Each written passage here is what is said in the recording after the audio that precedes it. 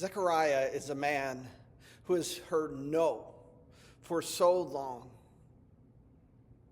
that he is unable to hear God's yes. This is the story we hear of Zechariah and his wife Elizabeth in the first chapter of Luke's gospel, beginning in the 5th verse.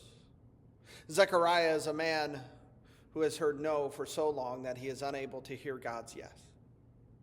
Zechariah and his wife Elizabeth, both of them righteous before God, living blamelessly, according to all the commands, and all the regulations of the Lord. He is a man who has heard no so many times that he cannot hear, he cannot perceive, he cannot believe God's yes.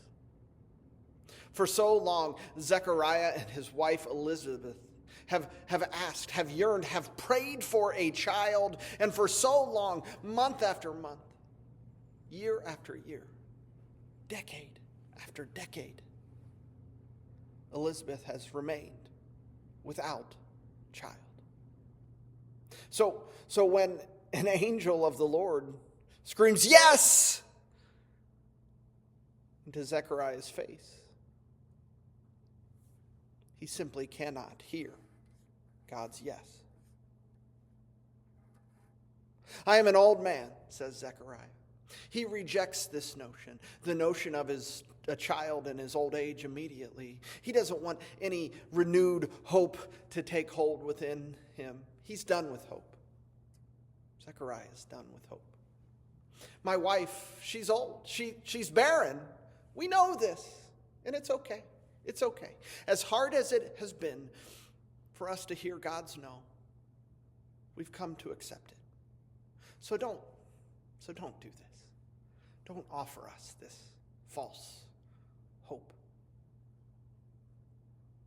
But as much as Zechariah wants to keep this hope at bay, it's hard to not hope. And just a little bit of that hope, it's already creeped in. It's really hard to not hope when an angel shows up out of nowhere and terrifies you. An angel that knows your wife's name, knows the baby that you will have will be a boy, even gives your baby a name. His name is John. And then the angel starts offering unsolicited parenting advice, as any good grandparent might. He's not allowed to drink wine, ever. So Zechariah, even though hope has for so long brought so much pain and so much disappointment, still he longs for this child, even in his old age, even in his doubt. And he says, just with the faintest amount of hope, "Okay, but how will I know this is so?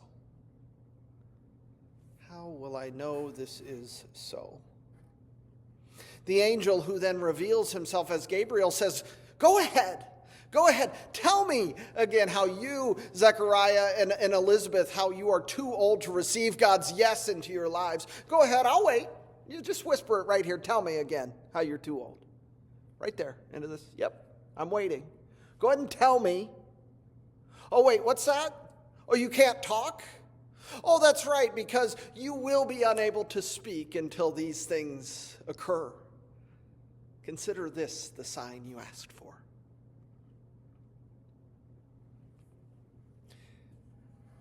Let's think about Zechariah and Elizabeth. Is there anything all that special about them? Not really. Yes, Zechariah is a priest, but he's not running the temple or anything. He's not an important priest. A priest like him maybe gets to offer incense in the temple in Jerusalem maybe once in his lifetime. And Elizabeth, she's a woman who has for a very long time suffered the disgrace of a barren womb.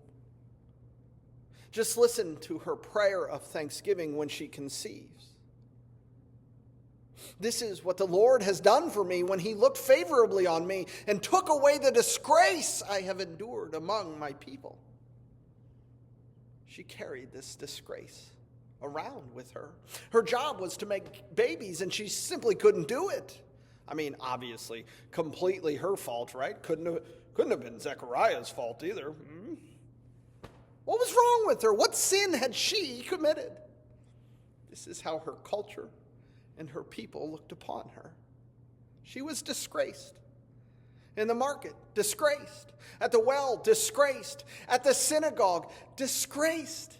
Each and every day, she went out among her people. She was disgraced. These are insignificant, unimportant, gossiped about. Oh, look, there goes Elizabeth. The no baby Elizabeth. Gossiped about. Disgraced people. Zechariah, he has to be thinking, why would God say yes to the people of Israel through me and through my wife? This has to be what Zechariah is thinking, especially as the angel Gabriel declares of his son. He will turn many of the people of Israel to the Lord their God. Make ready a people prepared for the Lord. Zechariah doubts, through me, through Elizabeth, through us? I mean, we couldn't conceive in our prime. Trust me, we tried. How could that possibly happen? Now we're old. Why would this child, my child, our child, have the spirit and the power of Elijah? No way. And yet ours is a God who says yes to humanity, to all of creation, through all kinds of insignificant, unimportant, gossiped about, disgraced, and imperfect people. People who most certainly understand Zechariah's doubt. People like us. It's so relatable. This doubt. This doubt is so relatable and relevant to our lives. Who among us has not lost hope, has not heard what we believed to be God's final no to us? Who among us has not held God's call at arm's length, refusing to believe, not me. God is absolutely not calling me. How could God work any good through me? Who among us has not thought to ourselves or thought ourselves so insignificant and unimportant and disgraced and imperfect that we doubted God's yes to us? We all have. And besides that, saying yes is hard. It's so hard. Like Zechariah, it might expose us to a painful no from years gone by, a no we fought hard to keep safely buried. Our yes might expose us to self-doubt and to the ridicule of our people. Elizabeth, her, a baby, what? Our yes could lead us to questions like, am I really perceiving God's call correctly? Because after all, we are not all called by angels while offering incense in the temple, are we? How do we really know if God is calling us to the yes that we think we hear? I don't know. But I do know this. God has said yes to you and to the world. God continues to say yes to you and to the world, and God is calling us to yes for this world here and now. God is calling us to yes for the world. In what ways is God calling you to yes? And I know that's a big question, so let me shrink it down a little bit. In what one way, that's it. What one way is God calling you to yes? And this doesn't even have to be a big yes. Trust me, none of us is giving birth to John the Baptist, okay? In what one way is God calling you to yes? And I wonder, how might that yes change everything? Because God's yes does change everything. doesn't it? Here's the thing with our yes, even if you're afraid of that yes. Our yes, it flows freely from God's yes to us. And it's rooted in the belief that God can work good things for this world through us because of what God has already done for us. God's yes works good things for this world through us and through you, through little old, insignificant, unimportant, disgraced, imperfect you, over the hill you that can no longer have babies, but maybe by God can work some miracle in you, through you, that you can scarcely believe. Our yes is rooted in the belief that our waiting for Christ's return, it is not done idly.